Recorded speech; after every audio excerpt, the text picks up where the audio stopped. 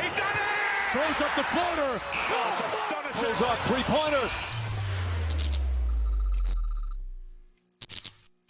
All right, we're going to go ahead and start the show. I am your host, Bailey Jackson, joined by my co-host, Lachelle Smith. We're back with another episode of Off The Record. It's week 11, guys.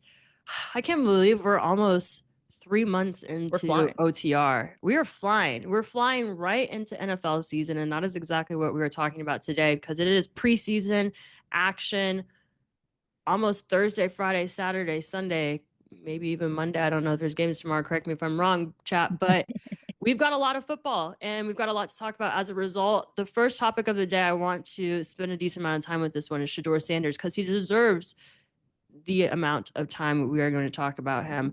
He had his first NFL start. Granted, it is preseason. He completed 14 of his 23 pass attempts for 138 yards, 2 touchdowns, and no interceptions. In addition, he ran the ball 4 times for 19 yards on Friday night as the Browns defeated the Panthers 30-10. Chat, Lachelle, what do you have to say to the people who doubted Shedeur? I mean, it's stupid of you if you did doubt him. I mean, if you watched enough of his college tape, he was a first-round quarterback. He is good. I wouldn't say he's the best thing since sliced bread, but I wouldn't say that about many of the quarterbacks that are in that draft or in this rookie class. But if you watched enough tape, you understood he was an NFL quarterback. I think we all can agree he had no business being taken in the 5th round. He should have been a starter. Yeah. That's how it would have been structured. First round, starter, whole 9, right? But I think he played really well in the preseason. I thought that first drive took him a minute to kind of settle in. But after that, I felt like he was in Shedeur form, like in perfect timing, technically, you know? Like, you see that little double entendre there? Yeah. Chat, Lachelle throwing some, yeah, you catch that? Yeah. You see it. But I thought he did well. Yeah, you caught it. Yeah. Where's my watch at? Listen, Shedeur did a little he ran. Let me tell you, okay. Shedeur is not fast. And that's okay. That's okay. Yeah. And that's not me hating because it's the truth. If you're telling the truth, it's not hating. Remember that, chat. He's slow. He ran for the first down. I kid you not. I got up off the couch. I said, oh, we gonna be all right. And then he did like a little first down thing. Like he flicked the wrist a little bit. I said, oh, where'd that come from? It's like, now we got a first down, silly. Like, when was that? I mean, then he goes for the touchdown in the tiniest window. Like, it was, I think you couldn't have asked for a better debut of a preseason game for him. Obviously, we could say 4 touchdowns, 5 touchdowns, all this. He had two good, solid touchdowns, good movement. I thought he read the field very well. He made a lot of really great throws that I think showed his accuracy. I mean, I'm sure the Browns aren't happy that he played so well. It's kind of hard to keep him as low as he is on the depth chart if he keeps performing really well in preseason games. But, I mean, for Shedeur, I would be proud. Right. No, absolutely. If I was Shedeur, I'd be ecstatic. And I know he said he didn't play up to par, which is interesting. So it's like, if you don't feel like that was your best performance and you still did really well in your preseason debut, like it can only get better from here. I do want to clarify. Did you say that the Browns are or aren't happy? They aren't. That front office is not. That's what I thought. That's what I thought happy. You said. Yeah. I don't think they're happy. No. With that being said, do you think the Browns will start him for the second preseason game, or do you think they'll go a different direction? I think they will. Okay. If they're smart, because at this point, let me put myself in their shoes. Don't really want him to play that well, but on the flip end, he literally is a marketing cash cow. Is that like part? Every time? Yeah, like he's a marketing cat. Like I've never seen this many people wear a QB4's jersey. like Chad, let's be real. Yeah. He's not a starter. Right. And has one of the most top sold jerseys already in the NFL, and he's a rookie. Like, they were happy in those stands. I have never seen that many Browns jerseys in my life. Mm-hmm. Like, they were tapped in. I mean, who just watches a Browns preseason game? Like, let's just be real. If you're a Browns fan, my bad, but like, come on now. Like, he's a marketing cash cow. I would start him. Like, I'd be like, hey, let's just keep riding the wave. Like, I mean, but you run the risk that he's going to keep playing really, really well. And it's going to be make y'all look hard to stupid. justify. Yeah, exactly. Bingo. Exactly. Bingo. Yep. They're going to make, if they continue to put him in and he continues to play well, he's going to make the organization look foolish, and they can't have that. At the same time, what matters more to you, looking stupid or putting butts in seats for an organization that hasn't really been putting butts in seats? Exactly. I don't know. Chat, chime in here. They're in a weird. It is a very weird spot. situation. Absolutely. Very weird situation. Mm-hmm. With that being said, I know there's some questions around, next preseason game. Will he be the starter? Will he not be? Does this preseason game that just happened position him differently in that quarterback conversation? Should he stay at 4 or should he be moved up? And where should he be moved up on that depth chart? I think he should be QB3. Okay. I mean, if we go back to everything in chat, I have to be realistic. There's no way they're going to jump him up from 4 to 1 or 4 to 2, right? He should be QB3. That's how this was actually supposed to be positioned, how we all originally thought, if he would have got taken earlier in the draft, because that would be the whole point, is that he's going to compete for a spot from 1 to 3, not 1 to 4. So he should move up. I mean, I think Dylan Gabriel has a hamstring injury right now. So I think that's why, he's not really participating in preseason, but that is hurting his cause as well. Like, if Shedeur's going to keep going out there and playing that well, you have to put him at QB3. Like, I'm out of respect from what you're seeing. I know injuries are inevitable. You can't control that, but I can't ignore what I'm seeing from QB4 out here. Also, too, the locker room likes Shedeur. I have never seen Myles Garrett that many times on a sideline laugh, smile, go to Shedeur. You saw them all make this effort to affirm him, to be like, hey. And I do believe it's going to come a point that locker room is going to make the choice. Stefanski won't be able to hold it too much longer unless the Browns win a lot of games with Flacco. If they go on a losing streak, that locker room is going to decide. Yeah. And that choice is going to be Shedeur. And you might as well go ahead and bump him from 4 to 3 so it makes more sense when the time comes. Absolutely. Yeah, I agree with you on that. I think he should be 3. Obviously, Dylan Gabriel hasn't proved himself quite yet because he hasn't had the chance to with his injury. You can't put him over Joe Flacco or Kenny Pickett right now. We'll see where the... And we just forgot about Deshaun. I forget Deshaun. He's on a boat. I don't even know where that man's at. He was on the sideline. South of France. He was on the sideline for preseason. I was like, Deshaun, when did you get here? Hey, I missed that. Out of sight, out of mind. I'm thinking of where I last saw him, and that was not on the field. Literally. Honestly, my mom asked me this, and she doesn't even watch enough NFL. She was like, why do the Browns have so many quarterbacks? I said, that's a great question. I said, I don't have the answer. She said, why don't you have the answer? I said, they don't have the answer. Literally. Nobody don't know. We're all sitting here asking the same question time and time again.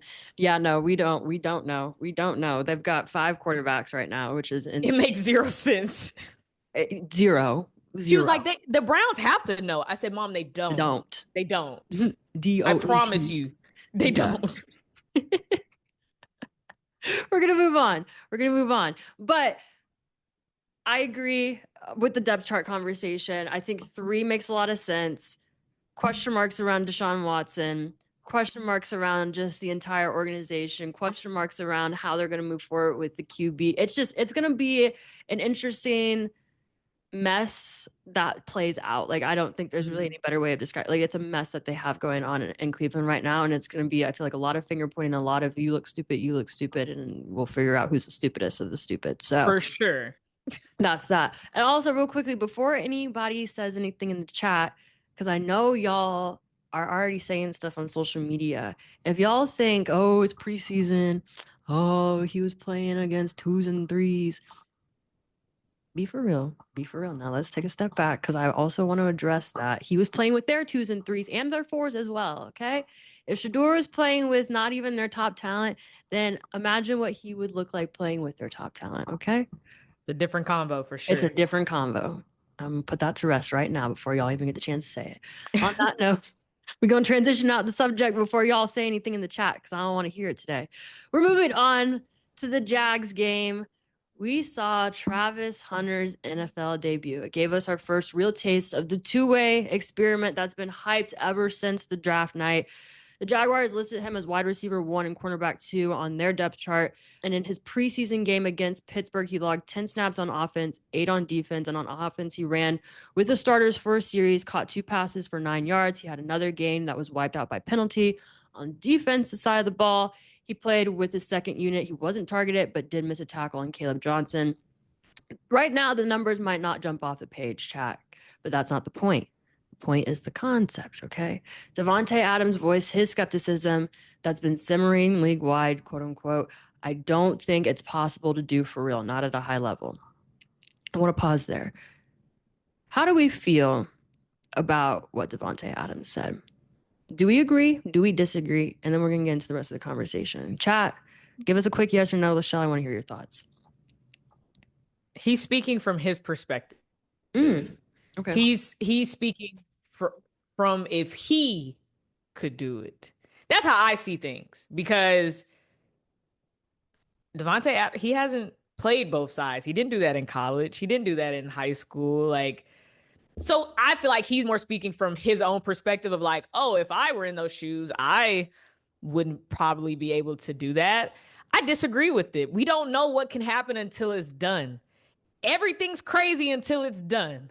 True. Then it's a genius. True. I'm going to give Travis the opportunity to be exactly what he believes he could be, which is a unicorn. And he believes he can play full-time, both sides. Until he says otherwise, I'm going to let him rock out. You letting the kid live his dreams. I respect that. Gotta let the kid live his. I feel like you have until we see it and be like, okay, enough is enough. Yeah. Technically, we haven't seen it yet to the level of what he's trying to do. Yeah. So, and that's part of it as well, where it's the Jags aren't gonna unleash the full Travis Hunter potential in preseason. You have to wait till the regular season to see how that truly plays out. So I 100% agree with you on that. I do think I agree with Davante Adams to a degree because I question the longevity. I question injury as well. Yes. Because like he said in that interview with Pivot Pod, there's 100% chance of injury the moment you step on the field, and you're increasing. I mean, you can't increase 100%, but you're increasing your chances every single time you go out there. If you're going out there basically every single snap, that's my concern, right? And I mean, just ultimately the physical toll that it takes on your body. With that being said, do you think that he should lean towards one position versus the other, or do you think he should see equal amount of time on both sides of the ball? Personally, I would like to see him primarily be a corner. I think that's his best position. I would argue anyone down about that. Corner is his best position. I think he's exceptional at it. Okay. I think Jacksonville really needs him to be a receiver. I think they've made that really clear. And I think Trevor Lawrence has made that really clear that they really want him primarily to be another person out there on that offense for Trevor alongside Brian Thomas Jr. I would like to see him at corner. Will he be primarily corner? Probably not. I think he's going to be primarily wide receiver. From what we saw during preseason, I think they're showing us what they believe will be his best, contribution to the team, which is offense. I agree with that. I think if he's going to make two-way football work in the league, it's going to be because the Jags pick a side to lean on, and I think that side is definitely going to be offense rather than defense. I would lean towards that being his best bet for two reasons. I think his playmaking ability is too valuable to limit to coverage duty. And then on top of that, I'm thinking about it from the money perspective. You're doing two jobs for the price of one. I'm calling myself a wide receiver out the gate strictly for the bag, okay? Give me that wide receiver. Right. Because we all know that corners don't make nearly as much. I want the cheddar. I want the cheese, bro. give me that wide receiver money. If I'm Travis, I'm thinking about it from that perspective. I'm claiming wide receiver. I'll play some snaps on the defensive side. I'll be corner from time to time, but put me at wide receiver 1, and that's my primary position, and that's what I'm repping for the majority of my career, for the sake of the bag, bro. That's how I'm thinking through it. Yeah. Is it skewed perspective? I don't know. Chat, correct me if I'm wrong, but we all about the money.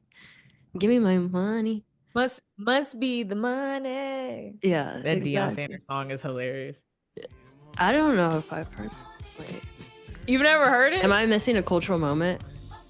I don't know if it's cultural. Like Deion has like a music video when he was like a rapper, and it must be the money. Must be the money. And like Shiloh sings it like all the time on his stream. I don't know why. What? Yeah. Yeah, I missed this. I didn't even know he had a music career. You didn't know he was He's living the life. He's lived the life. Apparently. Yeah, What? must be the money. Chat, y'all know about that. Y'all ain't seen it. Y'all ain't seen that music video. It's a good little jingle. I'm not gonna lie. It's a good little jingle. Must be the money. Yeah, see? Give me my money. Give me my money. Oh my gosh, that is. Give me my money. Clap.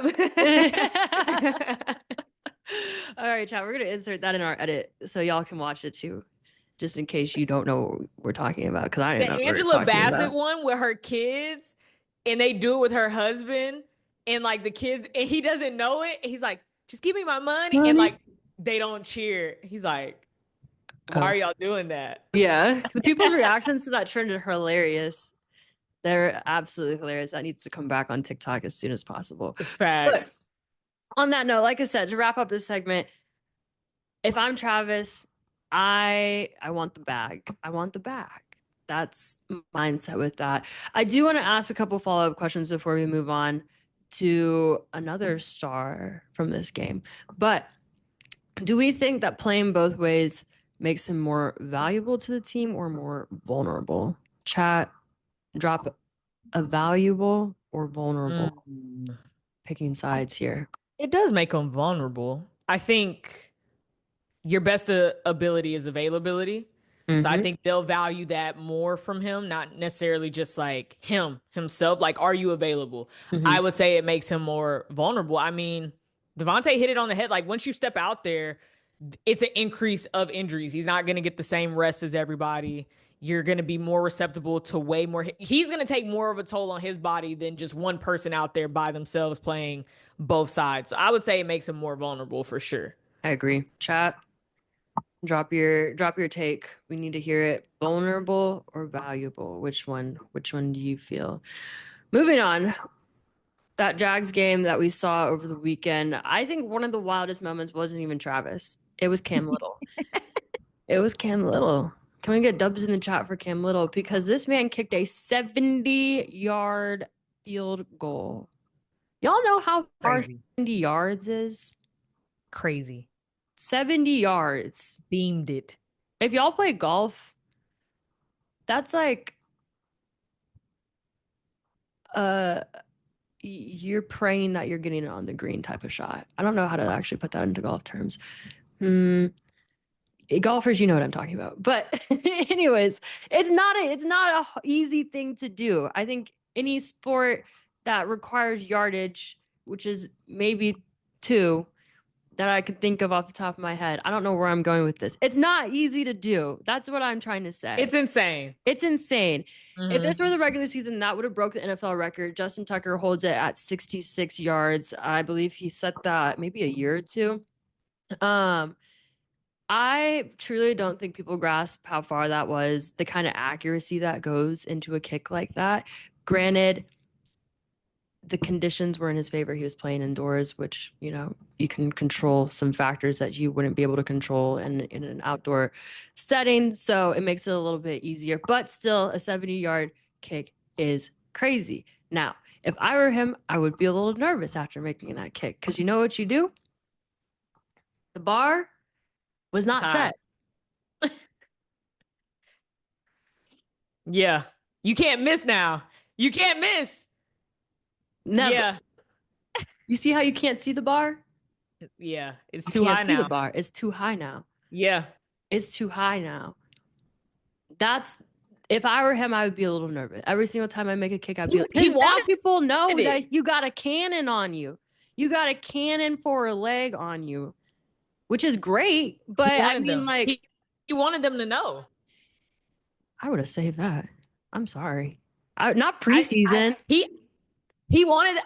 I think I saw the coach said in the presser, he was like, he went to him and was like, "Hey, do you want to kick it?" And that Cam was like, "Yeah, like let me do it." Mm-hmm. So like, I think he wanted to go out there and show everybody Hey, Arkansas fans have been in my comments over the video I made about it, and they say he's like that. Like they said he's been like that since Arkansas. Okay. Like every single comment has, like they're like, no, he does this. I said, oh, excuse me then. Like Arkansas fans are riding for Cam Little, right? Like to them, that's light work.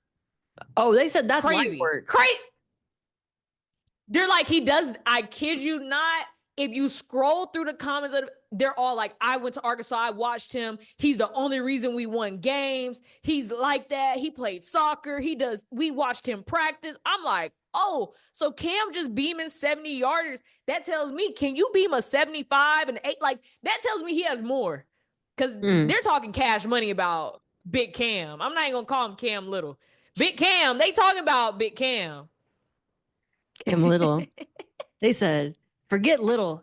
That man ain't little. There ain't nothing little about him. He's big. That's Big Cam, man. That's big dog. Big dog. Hey, they said Cam, I'm telling you, I said I never knew this. I have to go watch his highlights now, but they're like, nah, they like behind him, like, yeah, like he like that.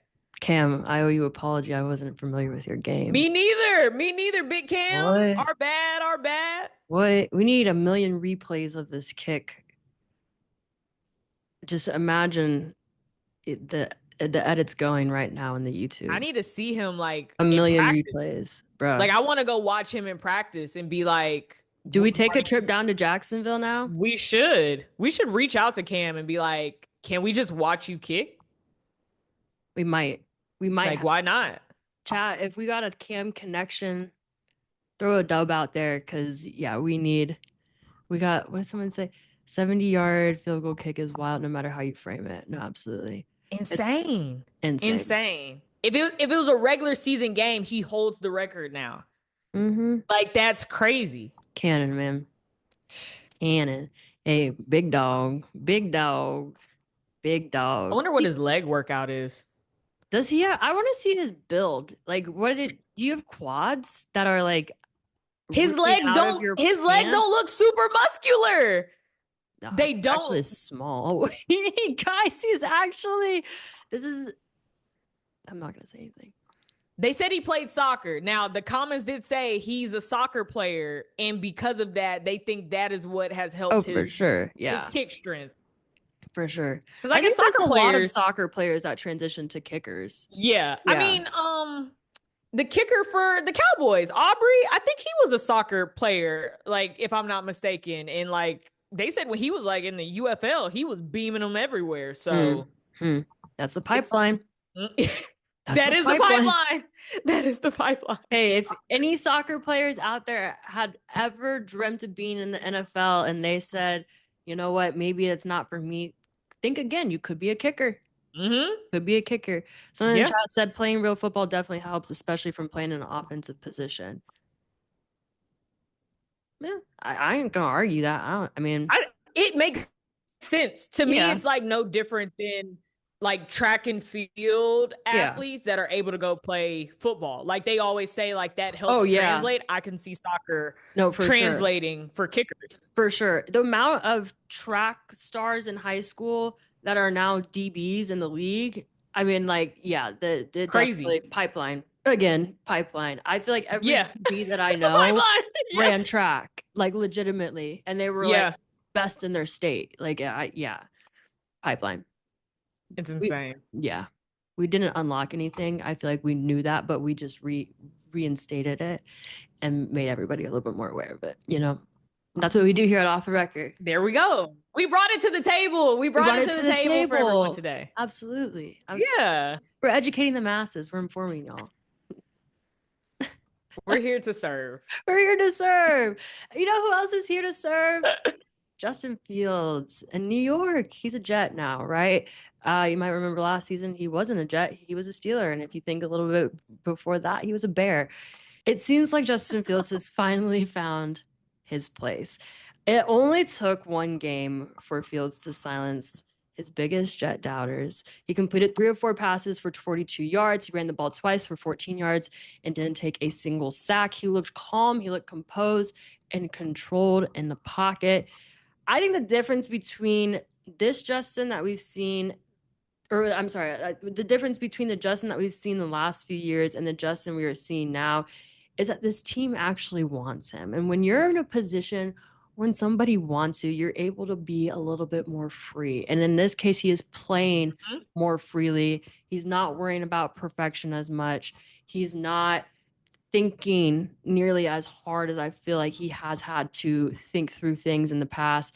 Granted, he does have another defensive-minded coach this year, similar to Chicago, but he is in a better position, much better team that he's working with. Do we think that Justin Fields is the answer for New York based on the performance we've seen from him in his first preseason game? I think he adds to the answer. I think the answer was Aaron Glenn. I think him becoming the head coach was the best thing for the Jets because he cares. And to your point, he made the decision that, hey, I want Justin. You know, to look, if I'm Justin Fields and I hear that my head coach flew in Aaron Rodgers to look him in his face for 10 seconds and was like, don't you worry about it. We're done. We're done with this. Like, you could go do what you need to do.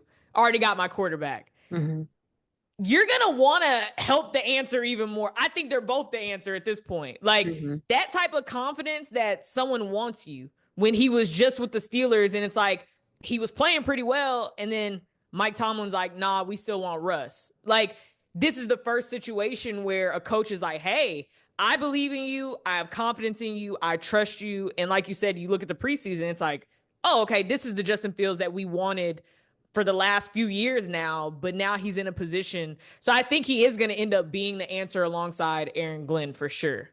I like how you threw Aaron Glenn in there because I do feel like he's a big part of that conversation. I do think this is one of those too early to tell conversations as well. Preseason only shows you so much. I like what I'm seeing with Justin Fields in New York. I think this is his closest chance to being that NFL starting quarterback that he was back in 2021, right? Is when he came out of school. Sounds about right. Yeah.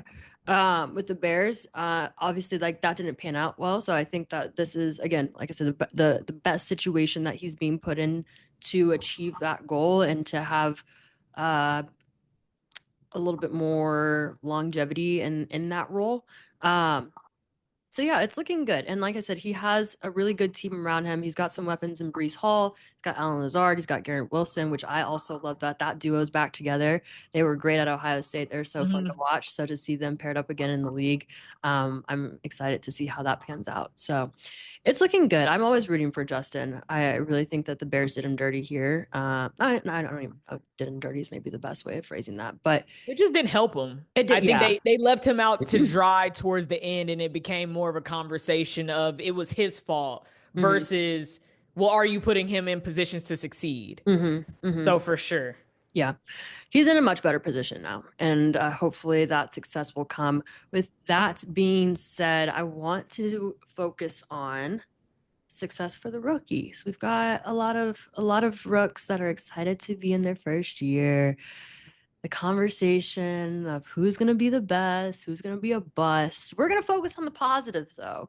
We're going to play a game, and we're going to list early predictions for Rookie of the Year. I want to hear top 3 predictions. Lachelle, kick us off. Chat, I want y'all to join in. Who are your early predictions for Rookie of the Year? Top 3, I'm going to go Cam Ward, Travis Hunter, and Ted McMillan. Why those 3?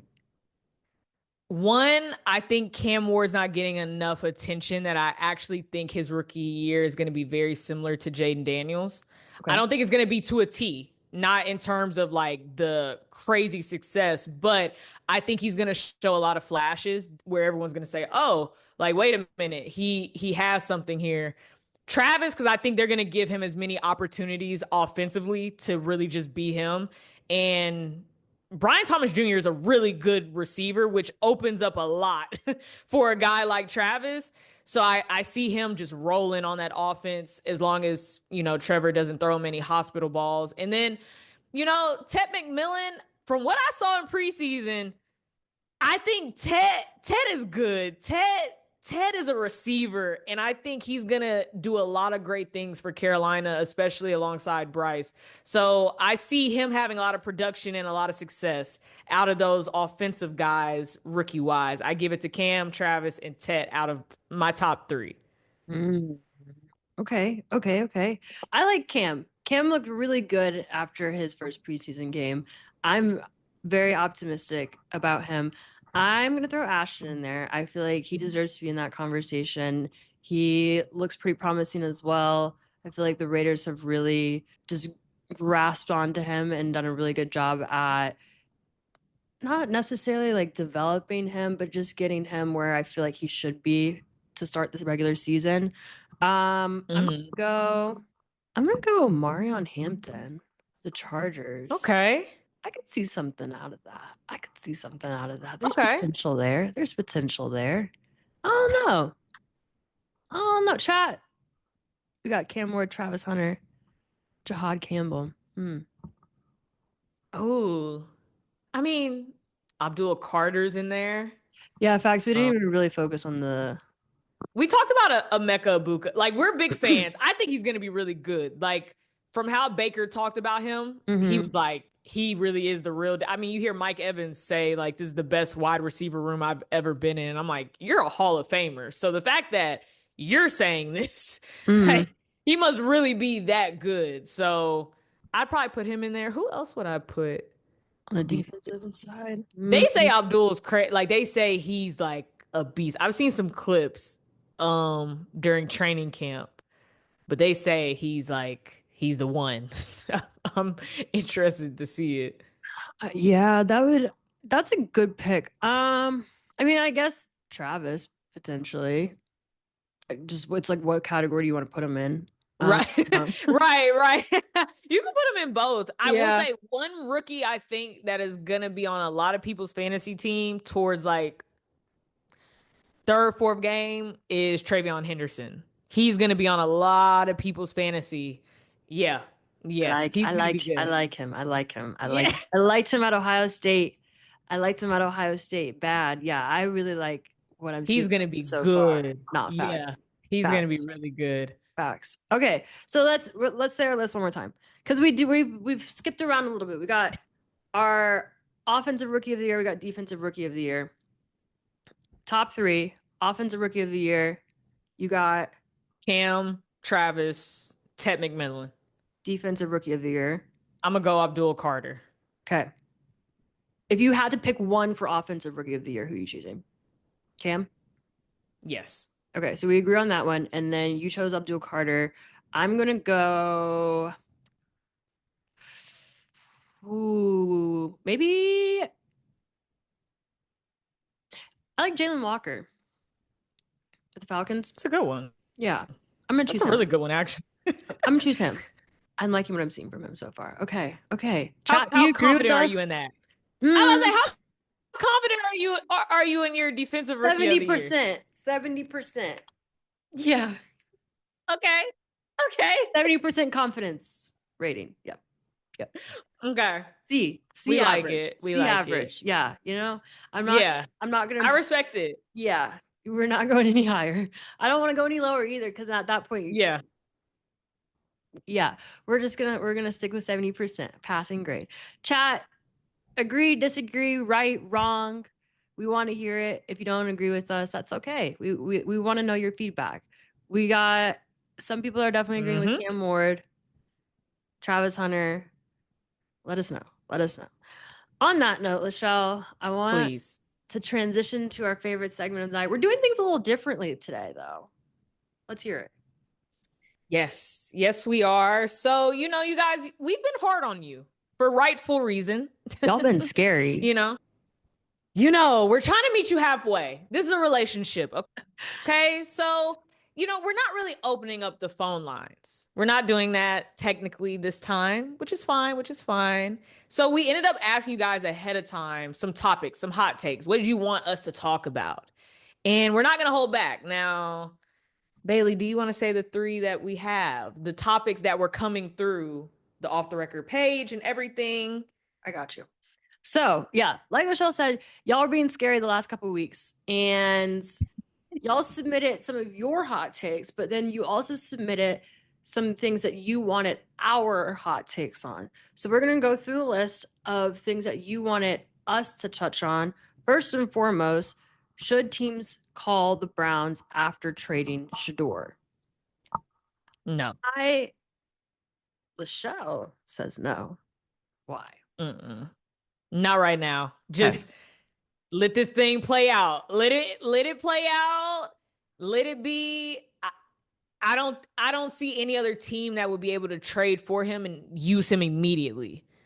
I think every situation is going to end up resulting in him kind of sitting until he's able to start and showcase why he's a starter. Then I would be calling the phone lines. But as of right now, I just feel like all the teams are like, oh, okay, just like keep him where he's at. Yeah, that's fair. I'm just a huge proponent, just knowing the situation that he's in, for him to get out of Cleveland. So I wouldn't be mad if teams start calling him, or just, excuse me, if teams start calling the Browns, because I don't really want to see him. And I don't like, that's just not a team he's not going to thrive there. He's just not going to thrive there. So for that reason alone, I would say, yes, please, I would encourage teams to start calling the Browns for Shedeur. Do I realistically think it's going to happen? No. But I'm a huge advocate of Shedeur out of Cleveland. That's my 2 cents. Our next topic, Colts quarterback issue. Okay, so I'm very opinionated on this because I've been a Colts fan for 25 years now. And Long time. Don't age me now, but long time, and we haven't seen a consistent or healthy quarterback since Andrew Luck. And the way that the preseason game this year is looking, it doesn't look like we're going to get that again this year either. We're not any closer to having a consistent or healthy QB. Anthony Richardson was pulled out of the game with a dislocated pinky. It looks like he's going to be day to day, which is promising, but it's just like the kid, this is his 3rd year. He can't stay healthy.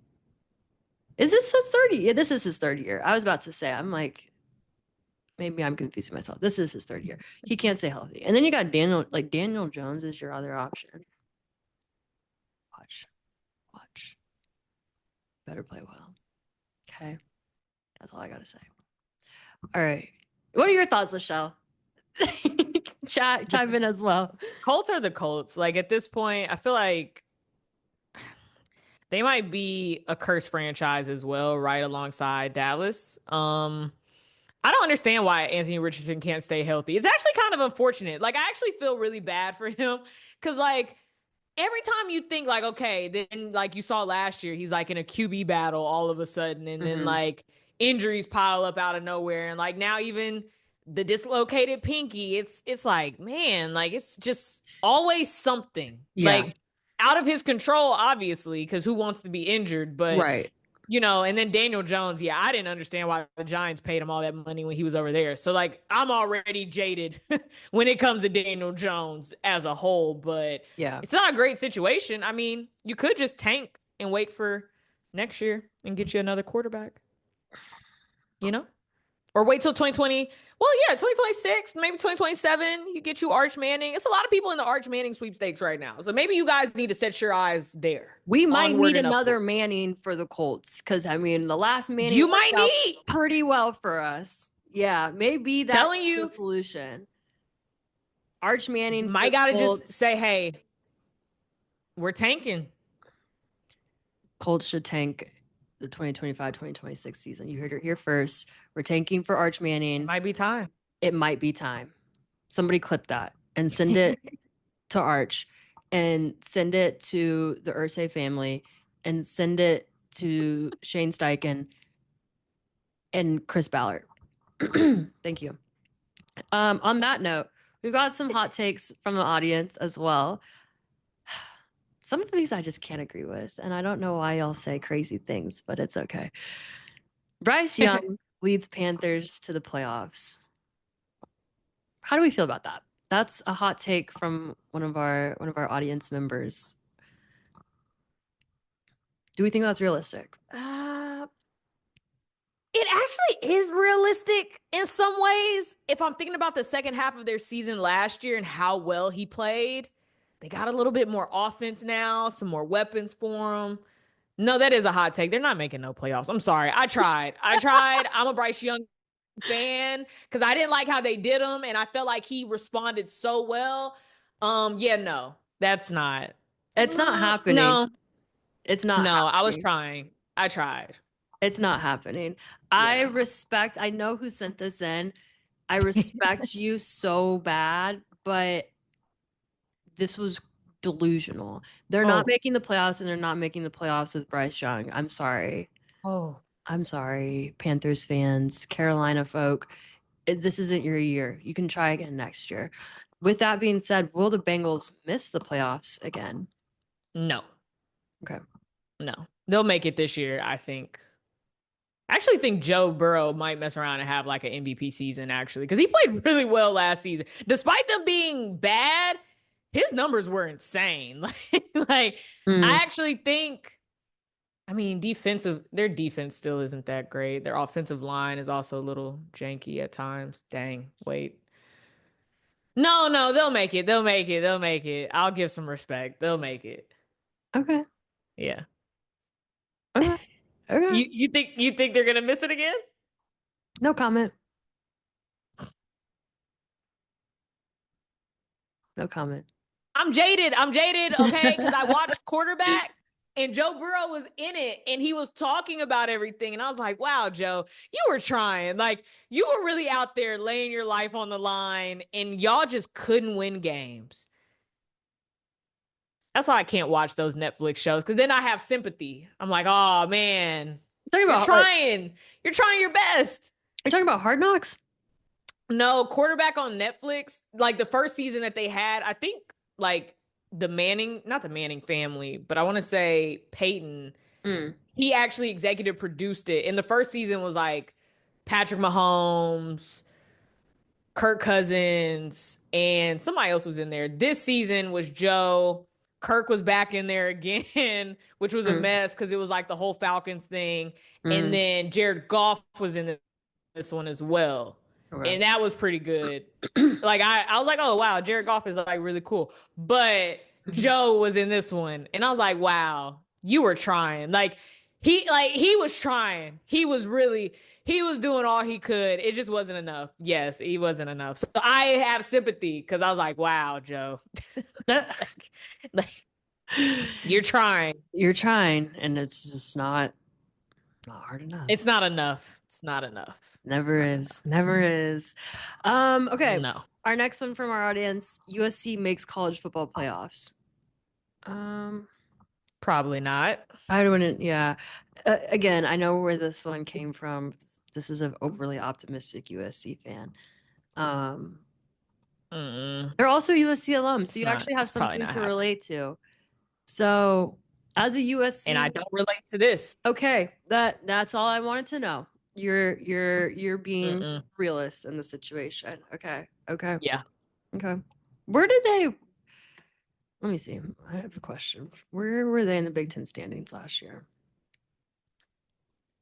All 2024. Lincoln Riley is to me, he's a good quarterback coach, but I don't know how well he is as a overall head coach.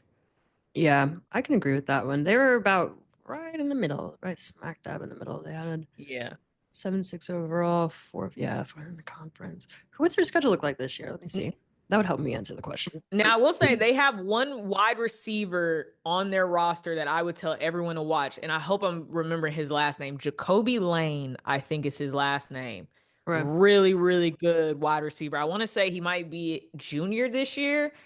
I think he's going to be really good for them, for sure. Let's see. They play Montana State as their first game, Georgia Southern, Purdue. I think those first three are dubs. Purdue's trash. Michigan State,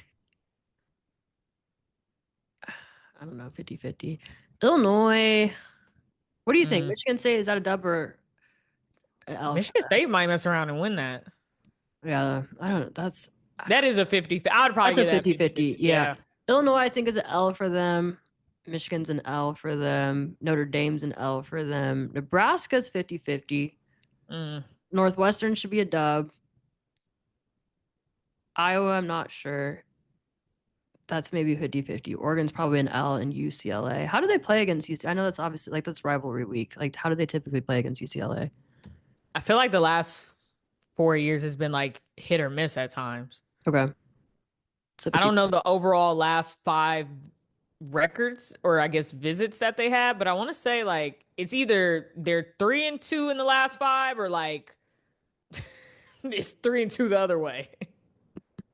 It might be 4-1. I don't like, but I'm almost certain there's been at least 2. I feel like I vividly remember being like, dang, did y'all lose? I want to say, did Caleb lose to, I want to say he might have lost to UCLA his last year. Please correct me if I'm wrong, but I don't know. Yeah, I'm almost certain he did. I can look it up. Let's see. Caleb Williams in his last season. Yeah. Caleb Williams' record against UCLA. I know he lost the bowl game. Don't even get me started with that. I think that was Tulane. Or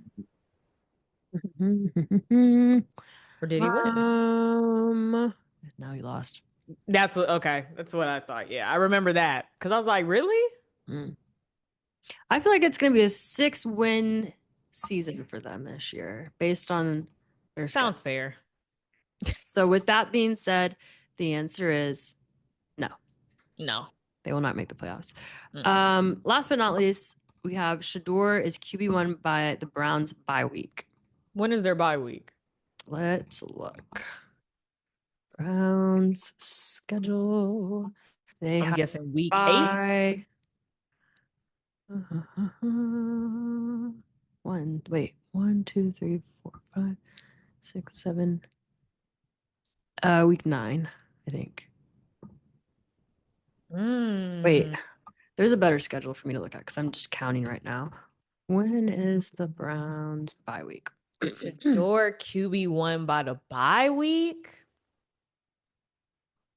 Yeah, week 9. Okay, I was right. Depends on the record. It depends on the record. If they're like by week 9, if you're telling me they're like 1-5, there's a conversation. If they're winning, no. Because winning cures all. Yeah, I agree with that. If they're winning, absolutely not. If they're barring injury and wins, no, I think that hot take might be too hot. You said that might be too hot. Yeah, I don't know. By the bye week, do we even think he's gonna be a starter or QB1 at all this season? I think that would be the more realistic question. A lot of things would have to happen. I literally said this to my mom. I said a lot of things would have to happen. It would have to be a domino of things like injury, losses, it would have to be so many things I think that would have to occur for him to be the starter this year. Yeah. But yeah, that take is hot. That's a little too hot. I feel burned. That was a spicy one. That was the spicy one. These were some good takes though. They're bold. I liked it. They're confident. They're a little delusional, and we welcome that and we respect that. So thank you to y'all for submitting your takes for the week. We appreciate it. You send these in for us to comment on and give our feedback and opinions. So we might switch to this format going forward. I liked it. Chat, give us a dub if you liked it. And I feel like we we got a little bit more interaction. A little bit more interaction. That's all we asked. Yeah, I liked it. I still think y'all should be bold enough to call, but like whatever. Yeah. Whatever. We still gonna advocate for the hotline moving forward. We do got some dubs in the chat. Yeah. All right. We might move forward in a different We direction. liked We're it. testing some stuff Yeah. out. We're testing some stuff out. This is a user experience. We want to cater to y'all. We want to cater to y'all. On that note, another W stream. We appreciate y'all for joining us for episode 11 of Off The Record. Like I said, it's crazy that we're almost 3 months into the show. Ugh, you know what that means? We're almost a third of the way through season 1 of OTR. Ooh. What? That's crazy. What? It's only gonna get bigger Dubs in the chat and better. and better and better. And then the next thing you know, we are going to be the Netflix show that you're going to have sympathy, feel sympathy from when you're watching it. Not whatever I'm telling you, it's is coming. producing. No, I'm just kidding. It is coming. It's coming. It's coming. It's for sure coming. But no, dubs in the chat. We appreciate y'all for joining us again on Twitch. You know, we're live here every Sunday, 8 p.m. Eastern time, 5 p.m. Pacific. And of course, if you miss any part of the episode, you can watch it back tomorrow on Monday on YouTube. The episode will drop 12 p.m. Eastern, 9 a.m. Pacific. On that note, chat, we out. Join us for another W stream next Sunday.